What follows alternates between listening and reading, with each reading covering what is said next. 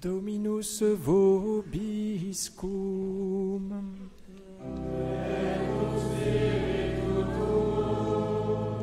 Sequentia Sancti Evangelii secundum Lucam.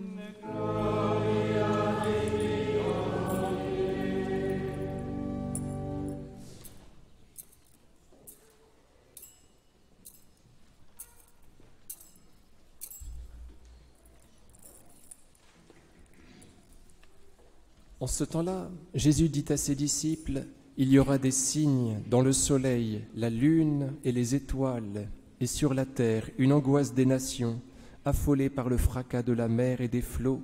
Les hommes suffoqueront de frayeur dans l'attente de ce qui vient sur le monde, car les puissances des cieux seront ébranlées. Alors on verra le Fils de l'homme venant sur la nuée, avec beaucoup de puissance et de gloire. Quand ces choses commenceront d'arriver, redressez-vous et relevez la tête, car elle approche votre délivrance. Et il leur dit une parabole. Voyez le figuier et tous les arbres. Dès qu'ils forment leurs fruits, vous comprenez que déjà l'été est proche.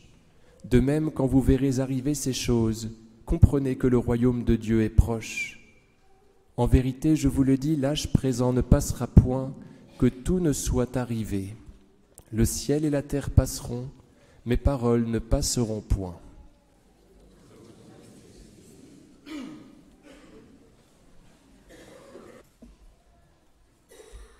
Au nom du Père et du Fils et du Saint-Esprit, ainsi soit-il.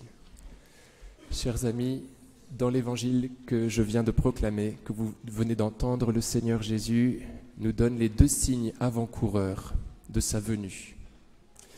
Ce qui se produira juste avant son arrivée, vous voyez ?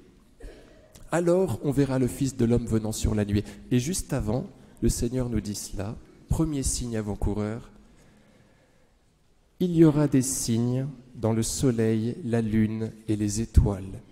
On va regarder ce que sont ces signes. Et puis, juste après, le Seigneur donne un autre signe avant-coureur. Il s'agit du bourgeonnement du figuier. Et nous allons voir ce que cela signifie. Le premier signe, tout d'abord, qui est pluriel. Il y aura des signes dans le soleil, la lune et les étoiles. On retrouve ces 4 mots dans le même ordre. Dans le livre de l'Apocalypse, au chapitre 12, un grand signe apparut dans le ciel, une femme ayant le soleil pour manteau, la lune sous les pieds et sur la tête une couronne de 12 étoiles. Donc il n'y a pas de doute possible. Les signes dont parle le Seigneur Jésus, au pluriel donc, sont les apparitions de sa mère. D'ailleurs, il y a des correspondances précises qui sont fort intéressantes. Je n'ai pas le temps de rentrer dans le détail. Je vous dis seulement une seule chose. Il y aura des signes dans le soleil, dit le Seigneur Jésus, et dans le livre de l'Apocalypse, nous avons un grand signe apparu dans le ciel, une femme ayant le soleil pour manteau. Autrement dit, elle est dans le soleil. Donc ce signe que Jésus dit être à l'intérieur du soleil, de la lune et des étoiles, c'est bien la Vierge Marie qui est habillée de ces éléments cosmiques. Elle est à l'intérieur d'eux. Vous voyez, le dans se vérifie. Bref. Les apparitions de Notre-Dame. Il y en a 17 reconnues par le Saint-Siège, et plus de la moitié de ces 17 apparitions reconnues par le Saint-Siège ont eu lieu au XXe siècle. La première de ces apparitions étant celle de Fatima, les dernières étant celles de Saint-Nicolas en Argentine à la fin des années 80. Autrement dit, la Vierge Marie ne cesse d'apparaître. Elle apparaît beaucoup plus souvent qu'avant. En tout cas, l'Église tamponne, valide, beaucoup d'apparitions récentes. Autrement dit, nous sommes à la fin des temps, puisque ce signe-là est le signe avant-coureur, le signe immédiat qui précède immédiatement la venue du Seigneur Jésus. Voilà. Deuxième signe, le bourgeonnement du figuier. Voyez le figuier, dès qu'il forme ses fruits, vous comprenez que déjà l'été est proche. De même, quand vous verrez arriver ces choses, comprenez que le royaume de Dieu est proche. Vous voyez, deuxième signe, de la venue du Seigneur, c'est le bourgeonnement du figuier. De quoi s'agit-il? Le figuier, c'est l'arbre de la miséricorde. C'est par son biais que le Seigneur, immédiatement après leur chute, remédie au malaise d'Adam et Ève, comme vous le savez. Et partout dans l'Écriture sainte, nous pouvons voir que le figuier est l'arbre de la miséricorde, par le biais duquel le Seigneur transmet sa miséricorde. Pardon, je vous l'ai dit déjà souvent, mais vous savez, un jour, le Seigneur Jésus s'énerve devant un figuier stérile, devant un figuier, qui ne donne pas de figues, alors qu'on est en hiver. Et on avait envie à ce moment-là de dire au Seigneur Jésus, ne vous énervez pas, nous sommes en hiver. Le Seigneur signifie par cet énervement qu'il veut que nous produisions de la miséricorde, même quand ce n'est pas la saison, même quand nous préférerions bouder. La miséricorde, c'est pour tout le temps, même en hiver, même quand notre cœur a froid. Nous sommes dans le temps du bourgeonnement du figuier, nous sommes dans le temps de la miséricorde. Pensons au sein du cœur de Jésus. Par exemple, à sainte Thérèse de Lisieux qui nous apprend que le Seigneur Jésus comprime en son cœur des flux de miséricorde qu'il aimerait tellement pouvoir transmettre. Marguerite Marie un petit peu avant, et puis sainte Faustine, à laquelle le Seigneur Jésus dit qu'il offre au monde sa miséricorde comme ultime planche du salut. Autrement dit, nous sommes dans le temps de la miséricorde, comme nous sommes dans le temps de Notre-Dame, nous sommes donc dans les derniers temps. Est-ce que ces temps dureront 1000 ans? Pour ma part, je ne pense pas. Nous devons donc nous tenir prêts, chers amis. Alors comment est-ce que nous nous tenons prêts?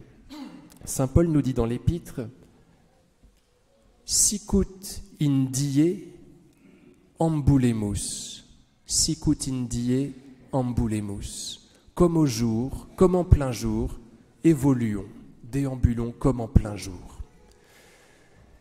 Cela nous aide considérablement de penser avant chaque action, est-ce que cette action-là que je vais poser, je pourrais la faire publiquement? Et cela nous empêchera de faire bien des péchés. Conduisons-nous comme en plein jour. D'une façon plus spirituelle, quel est ce jour?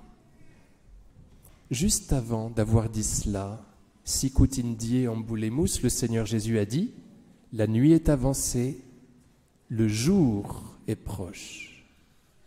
Autrement dit, ce jour à l'intérieur duquel nous devons déambuler, c'est le dernier jour. La nuit est avancée, le jour est proche, conduisons-nous comme en plein jour.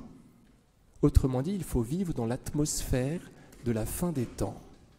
Vivre en vue du ciel, penser que toutes nos actions ont une répercussion éternelle. Mère Teresa disait cela aux prêtres qui venaient célébrer chez elle. Célèbre cette messe comme si c'était ta première messe, ta dernière messe, ton unique messe. Il faut que j'en prenne de la graine. Tout vivre en fonction de la fin des temps. Et cela nous aide considérablement, voyez, de penser qu'on sera jugé, il faut l'imaginer, qu'on sera récompensé, il faut considérer les choses positivement. Bien évidemment que ce jour, autre sens spirituel, et je m'arrêterai là, à l'intérieur duquel nous devons évoluer, bien évidemment que ce jour, et le dernier, il est aussi le Seigneur Jésus lui-même qui a dit « Je suis la lumière du monde ». Autrement dit, nous devons vivre sous son regard miséricordieux. Nous devons porter nos péchés à son regard pour qu'il les rende eux-mêmes lumière. Tout ce qui est manifesté, dit saint Paul, dans la lettre aux Éphésiens, c'est très très curieux, tout ce qui est manifesté, même ce qui est noir, tout ce qui est manifesté, tout ce qui est mis en lumière, devient lui-même lumière. C'est-à-dire que nos péchés présentés dans le sacrement de la pénitence deviennent des gloires, parce qu'ils seront, par le fait qu'ils ont été présentés, signe de notre humilité, parce qu'ils seront couverts de miséricorde. Très très surprenant. Donc nous devons vivre à la lumière du Christ, qui nous regarde pour nous pardonner et pour nous inspirer aussi ce que nous devons faire. Saint Charles de Foucauld, vous savez, à 16 ans, perd la foi. Il a écrit plus tard à propos de cette période de diversion qu'il ne voyait ni Dieu ni les hommes. Je ne voyais ni Dieu ni les hommes, il n'y avait que moi. Et après, quand il s'est converti, il vit complètement en fonction du Christ. Il décide à partir d'une période de sa vie de se poser avant chaque action cette question-là: que ferait le Christ à ma place? Qu'il cherchait à imiter. Il disait cela 5 mois avant sa mort: l'imitation est inséparable de l'amour, quiconque aime veut imiter. L'imitation est inséparable de l'amour, quiconque aime veut imiter. Et donc il se posait avant chaque action, ce n'est pas rébarbatif, c'est tout à fait possible de faire comme cela, cette question-là: Seigneur Jésus, que feriez-vous à ma place? Voilà, chers amis, donc vivons en nous posant cette question-là dans l'objectif de la fin des temps. Et cela nous fera être très performants, vous voyez. Quand on pense que c'est notre dernier jour, parce que c'est comme cela, et qu'il faut faire. Vivre dans l'objectif du paradis, c'est vivre comme si nous en étions à notre dernier jour. Cela va nous rendre très performants. Cela va nous fatiguer aussi un petit peu, mais cela va nous faire arriver plus vite.